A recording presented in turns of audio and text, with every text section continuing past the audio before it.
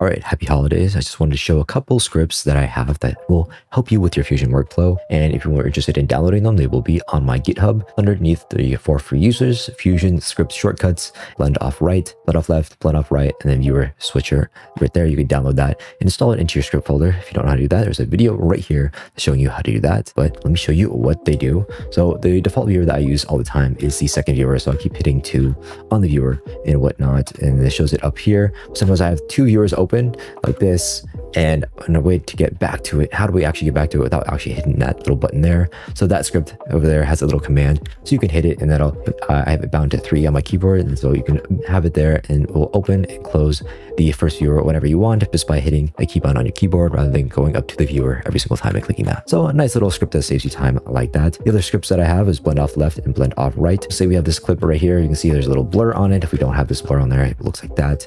And so say we only want it to blur from frame 30 to frame 39. So what we do with our blend off left is I have it bound to my letter I, which I'll show you how to do at the end of this video to bind those scripts to certain controls. I have it there, so I can hit I, and then it blends off the left. So this keyframe right here shows a blend of 0, and a blend of 1 is here showing the blur is actually activated. Let's go to frame 39. I can hit O for blend off right, and then we can have, you can see this area is tilt shifted blurred within this little 9 frame area, and then other times it is blended off. Basically what we're doing is adding keyframes on the blend right here in order to just add this here. And if you didn't know, when a node is at a blend of 0, that means the node is disabled and it won't render out for that frame that is on or wherever the blend is off. And then when the blend is 1, that means it's being fully rendered, that node inside here. So if you want to control when to actually render off your nodes, you can just use these blend off left, blend off right scripts to do that. And in order to actually put them into hotkeys, you can hit Control Shift Space to go to the select action menu, not the select tool menu, but the select action menu, and that shows you all your scripts and your tools. So you can go to Fusion Hotkey Manager. You can actually click that and open that up, and it'll open up this hotkey manager here where we can go down to views, go down to flow, because that's where we work with our nodes,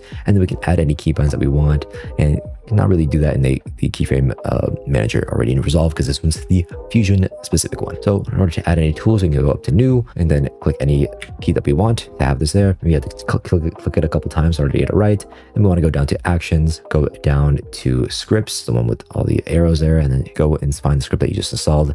Say like blend off left, that'll be under the blend off left section. And then it doesn't matter which one you use here, it should both work. But yeah, once you have that, hit OK, and then it should be good. And then you can use those whenever you want. I have a viewer switcher bound to 3, so like if you want first viewer, second viewer, third viewer, it's just switching and toggling those on and off, and then I know for in and out points kind of for that there. So yeah, maybe a couple other things that I wanted to share is the first one is the in my Discord here we have a DaVinci Resolve discoveries. So anything that we find that's new that we want to share, we can share it here. And Scape blessed us with this new feature that he found, which is Control U, which is a disabling node feature. So it helps performance in that. So basically what it does is say we have this node right here, this footage, and say we want this frame to be a standstill inside of Fusion, we can actually hit Control U and making sure that node is selected, and it will freeze frame that node at a certain point in time. And this works if you have like animation and other stuff too as well. So let's say we have transform node, and let's do a really quick animation like this. Actually, let me just show off this tool real quick. Let's have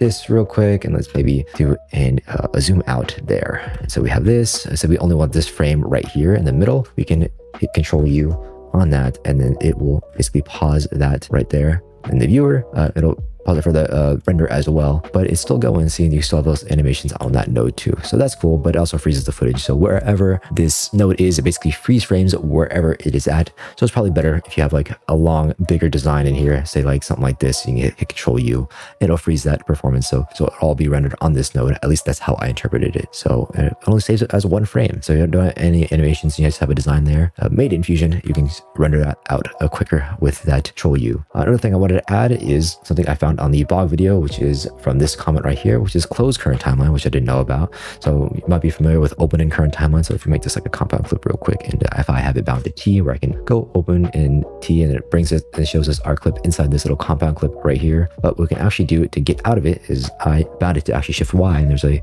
thing called close current timeline. So if you go up to keyboard customizations, type in close current timeline, you can click that there and then set up a keybind for that. And I just did Shift Y to be real quick with that. So go in with T, Shift Y to go out.